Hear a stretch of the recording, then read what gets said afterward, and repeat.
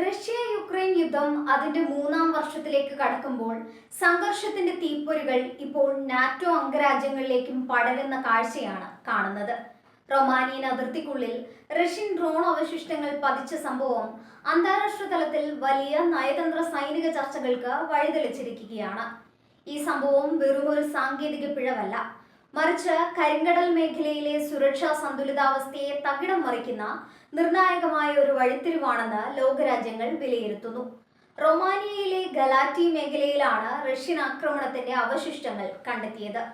യുക്രൈനിലെ തുറമുഖ നഗരങ്ങളെ ലക്ഷ്യം വെച്ച് റഷ്യ നടത്തിയ ശക്തമായ വ്യോമാക്രമണത്തിനിടെയാണ് ഒരു ഡ്രോൺ തകർന്നു വീണത്.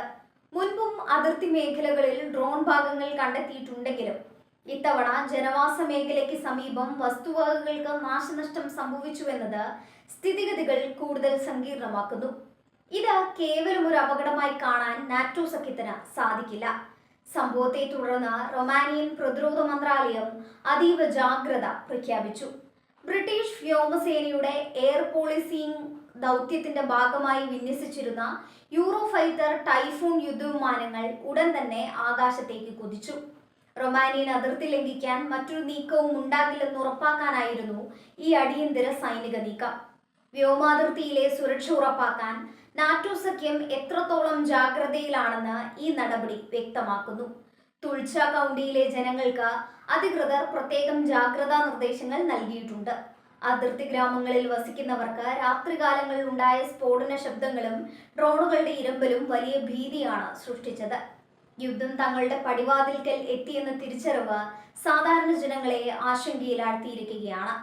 സൈനിക സജ്ജീകരണങ്ങൾ വർദ്ധിപ്പിച്ചുകൊണ്ട് ജനങ്ങളുടെ ആത്മവിശ്വാസം വീണ്ടെടുക്കാനുള്ള ശ്രമത്തിലാണ് ബൂക്കാട്രസ്റ്റ് ഭരണകൂടം.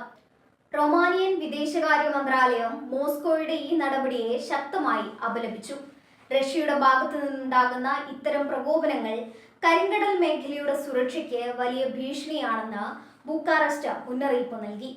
അന്താരാഷ്ട്ര നിയമങ്ങളുടെ നഗ്നമായ ലംഘനമാണ് റഷ്യ നടത്തുന്നതെന്നും തങ്ങളുടെ പരമാധികാരത്തിന്മേലുള്ള ഏത് കടന്നുകയറ്റത്തെയും ശക്തമായി നേരിടുമെന്നും റൊമാനിയൻ ഭരണകൂടം വ്യക്തമാക്കി. നാറ്റോയുടെ ആർട്ടിക്കിൾ 5 പ്രകാരം ഒരു അംഗരാജ്യത്തിന് നേരെയുള്ള ആക്രമണം സഖ്യത്തിന് നേരെയുള്ള ആക്രമണമായി കണക്കാക്കപ്പെടും. ഈ സാഹചര്യത്തിൽ റൊമാനിയൻ മണ്ണിൽ ഡ്രോൺ പതിച്ചത് നാറ്റോയുടെ കൂട്ടായ പ്രതിരോധത്തെ വെല്ലുവിളിക്കുന്നതിന് തുല്യമാണ്. എങ്കിലും ഒരു നേരിട്ടുള്ള യുദ്ധത്തിലേക്ക് നീങ്ങാൻ ആഗ്രഹിക്കാത്തതിനാൽ വളരെ സംയമനത്തോടെയാണ് നാറ്റോ ഈ വിഷയത്തെ കൈകാര്യം ചെയ്യുന്നത്. എന്നാൽ നിരീക്ഷണം ശക്തമാക്കാൻ സഖ്യം തീരുമാനിച്ചു കഴിഞ്ഞു. യുക്രൈനിലെ ധാന്യ കയറ്റുമതി കേന്ദ്രങ്ങളെയും ഊർജ നിലയങ്ങളെയും തകർക്കാനാണ് റഷ്യ പ്രധാനമായും ശ്രമിക്കുന്നത്.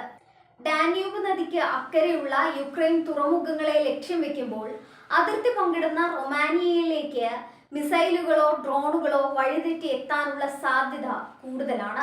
റഷ്യ മനഃപൂർവ്വം നാറ്റോ രാജ്യങ്ങളെ പ്രകോപിപ്പിക്കുകയാണോ അതോ ഇതൊരു അപകടമാണോ എന്ന കാര്യത്തിൽ ഇന്റലിജൻസ് ഏജൻസികൾ അന്വേഷണം തുടരുകയാണ്. കരിങ്കടൽ മേഖലയിലെ സുരക്ഷാ സാഹചര്യം ഇപ്പോൾ അതീവ സങ്കീർണമാണ്.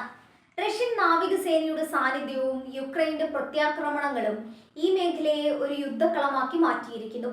റൊമാനിയയിലെ ഗലാറ്റിയിലുണ്ടായ നാശനഷ്ടങ്ങൾ വരാനിരിക്കുന്ന വലിയ അപകടത്തിന്റെ സൂചനയാണോ എന്ന് പ്രതിരോധ വിദഗ്ധർ ഭയപ്പെടുന്നു.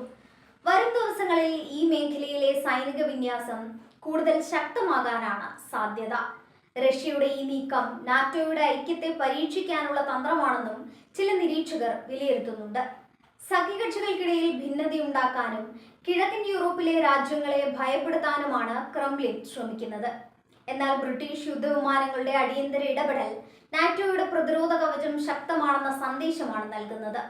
റൊമാനിയയും സഖ്യകക്ഷികളും ഒരേ സ്വരത്തിൽ റഷ്യയെ പ്രതിരോധിക്കാൻ തയ്യാറായി നിൽക്കുകയാണ്.